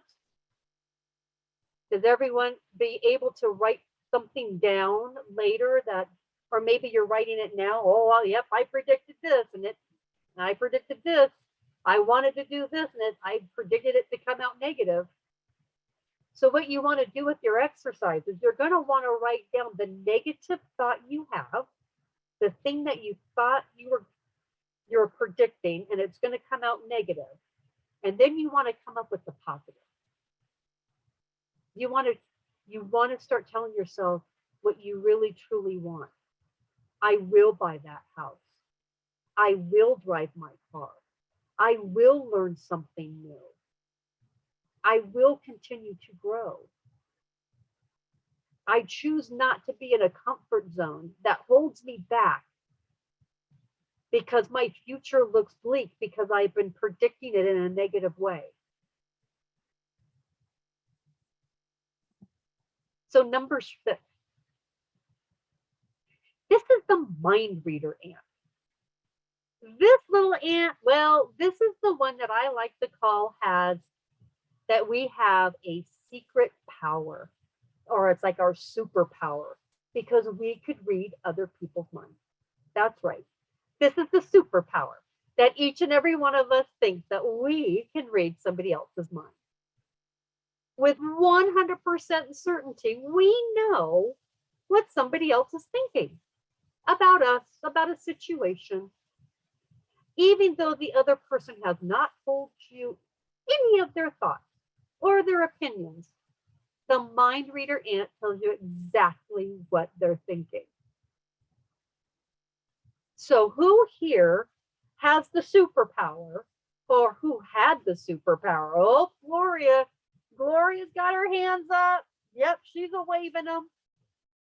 Mary's doing the same thing. There's a few of us just waving our hands going, oh, been there, done that. And here's some of the phrases that I thought were good to just put in here. Like, my coworkers don't respect me because I'm overweight. My friend only invites me to events because they feel sorry for me. My parents aren't proud of me. My spouse doesn't love me anymore. My boss doesn't respect all my hard work. My boss called me into the office. I know I'm getting fired. Okay, that was one of mine personal ones. I had to throw it in there. When I used to be in corporate America before I broke away, I used to work in the hotel industry, and I went out on a limb to do this new project for a department I was overseeing. I didn't ask for permission. I just did it because I figured this is what's going to be best for the company and for the department. And I felt very proud of myself. I was proud of myself. This is great. But of course, I have one of these little guys at the back of my head going, ooh, I don't know. Maybe I should have asked permission. Oh, I'm doubting myself. Oh, well, and of course, the boss calls me into the office. I want to see you at 2 o'clock today. And I'm like, ooh, this is at 9 o'clock in the morning. Do you know what I did from 9 o'clock until 2? I had all of these all day long. I'm going to get fired. I stressed myself out. I had a lot of cortisone going on. Now, there's the contrast for you. When I decided to do this project, I was so gung-ho. I knew it was the right thing. I believed in myself. I believed in my abilities. I knew it was the right thing. But for some reason, this mind reader ant came in going, oh, I know why he's calling me in the office. Oh, I'm getting fired. Oh, what am I going to do now? And I did it from 9 o'clock until 2. That wasn't a happy time for me. And at 2 o'clock, I go into the office, palms are sweating. Oh my God. I should have asked for permission. And guess what happened? They loved it. From 9 to 2, my life was miserable because I thought I had the mind reader ant. I had that superpower knowing that my boss with 100% certainty was going to fire me, but he didn't. We put ourselves through so much torment with the mind reader ant. And let me just tell you, you don't have a superpower. Just going to tell you that. So stop thinking you have a superpower that you could read somebody else's mind. So what could I have done differently? I go, absolutely, sir. I'll meet you at 2 o'clock. Is there anything I need to prepare for? Is there anything I need to know about our meeting? I should have had a little bit more confidence. I should have told this little mind reader ant to take a freaking hike and stand firmly in my ground to say, I know I did the right thing. Maybe we need to ask questions with the other parties. Or maybe we just need to tell ourselves, this is just crazy. I should not be having this thought.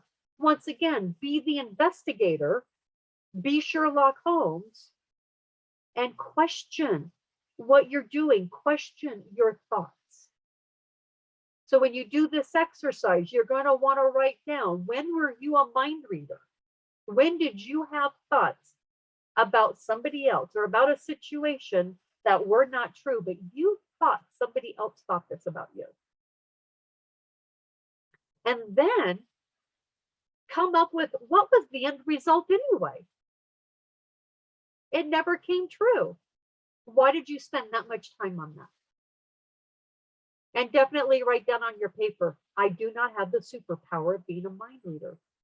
I don't. Write it down. I don't have the superpower of being a mind reader yet. And now let's get to number 7, the blaming ant. Oh boy, howdy. Yes, that would be me. The ant doesn't want you to ever admit your mistakes, to take responsibility for your actions. Even worse, the blaming ants aren't interested in learning how to fix things or make situations right. This ant keeps us in a victim mode. It wants us to play victim. And here's a few phrases. It's your fault I failed because you didn't help me prepare enough. You didn't call me early enough to get ready for tonight. Now my entire evening is ruined. I can't meet that deadline because my boss didn't give me enough information. This is just a sample of some of the phrases, just to get your juices flowing.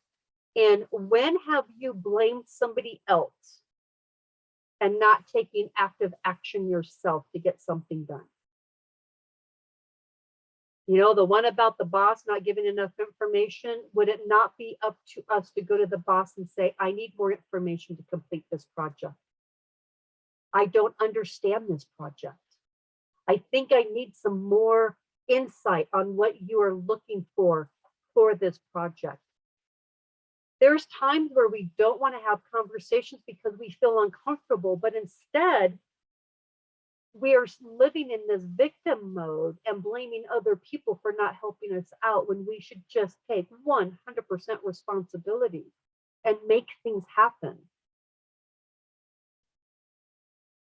Blaming is defined as assigning responsibility for a fault or wrong towards somebody else, when truly it's just up to us to own it up and to make things happen. And I have learned through the years, I will be the first one to admit that I have screwed up. And it feels liberating. Instead of staying in that victim mode, you're going to have cortisone. But when you're able to say, oh, I'm the one that screwed up. But then you could say, what went well and what can I do better? It's just a matter of using these resources and tools and practicing them. And then there's the colony of ants. Some of us, well, we might have only one, or we're experiencing multiple ants. And I'll tell you what, if you're experiencing more, you may need to get pest control. But you can certainly do it yourself. You have the tools, you have the resources to know that how your brain has been wired is because of past experiences, and you can make those changes. You can make the changes and not have to feel that you're got this infestation of ants. And you can live an ant-free life. You really can. And it's a process. And it might sound overwhelming, but you just start with one process. If a negative thought pops in, woo, hold on, stop. Because you just don't want to waste your time on having these ants taking over your life. You want to be in control. You don't want to have them running havoc in your life. And these little suckers, they can pop up at any time, anywhere. And it's just a matter that we have created these practices and this habit of them allowing them to pop up. But you can make the changes and you can take active action to stomp out your ants to be unstoppable.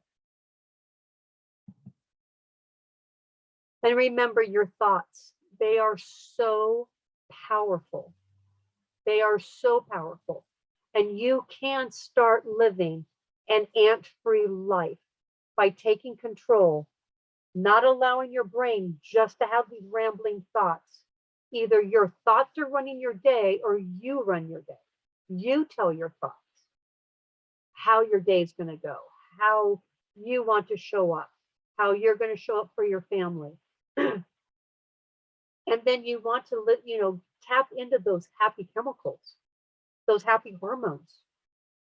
Because once again, when you start doing those practices and start creating more of a routine of tapping into your happy chemicals, fear, anxiety, stress, they can't survive at the same time. And then mantras. I believe in mantras. They definitely have helped me on a number of ways. And this is my personal mantra. I've actually changed it just slightly for Dress for Success. I am happy, healthy, wealthy, and kind. I love me. I love my life. I am unstoppable. I am effing unstoppable. Now you can use the F word. I don't. But you can use the F word if you want to. And you can take a picture of this and you can use this. I use this mantra. I have a number of different mantras, but I use this one when I wake up in the morning. I say it 3 times. When I am getting ready to do a program, like I got ready to do your program today, I used it right before the program because what I wanted to do was put myself in the present moment. I wanted to be in a beautiful state of mind to show up, to be 100% for you and for me. When you practice these things, it keeps you in alignment, it keeps you grounded. When there are stressful situations going on with our family or maybe at work, or even when you're driving a car, you can also do the mantra to keep yourself in that beautiful state of mind and not allow these guys, even though he's cute, and I admit, Randall's freaking cute, but I'll tell you what, I'd rather have him sitting next to me being cute instead of in my head and getting me into this spiral dialogue that doesn't serve me well. You want to get in a different narrative and a different dialogue that serves you well. And mantras help to do that. And repeat them over and over again. And if you find yourself going, oh, it's still not working, why? Why is this mantra not helping me? Sherlock Holmes, one more time. Why is this not working for me? Why is this hard? And then ask yourself, and you'll notice it in the booklet, what is happening right now around me? What is affecting me? To why? You have to be aware of your surroundings and you need to be in the present moment to figure out why you're not able to help get yourself out of that stressful situation. Because there's an underlying factor there. And I will be honest with you, it might be something you're not ready to work on, but there's going to be a point in time that you're going to need to go deeper and you're going to want to work on that deeper sense of why you feel the way you do. Once you figure it out, here's the thing. I look at it this way. If you haven't committed a crime, right? Figure it out. It's okay. Nothing can harm you by finding out what that deep-seated thing is that's holding you back. So look at being able to do the mantras and being able to help get yourself unstuck from those places. And if for some reason you're still stuck, ask yourself why. Put on your Sherlock Holmes hat, bring out the magnifying glass and go, I need to understand why I cannot get past this. And then what do we have here? So to be unstoppable, one thought at a time, thank you. Thank you for being here. Thank you for allowing me to go over time. And once again, don't forget to praise yourself for the things that you do, no matter how small or how big, because you can be unstoppable in your life. Thank you. Cindy, thank you so much.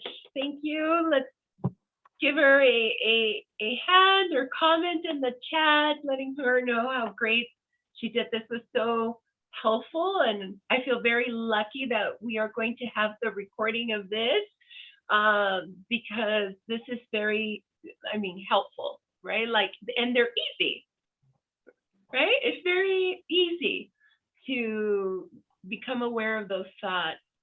All right. Well, ladies, thank you so much for hanging out with us this evening.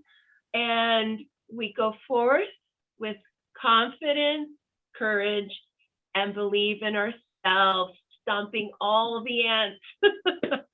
Have a wonderful, wonderful night. Thank you, Cindy.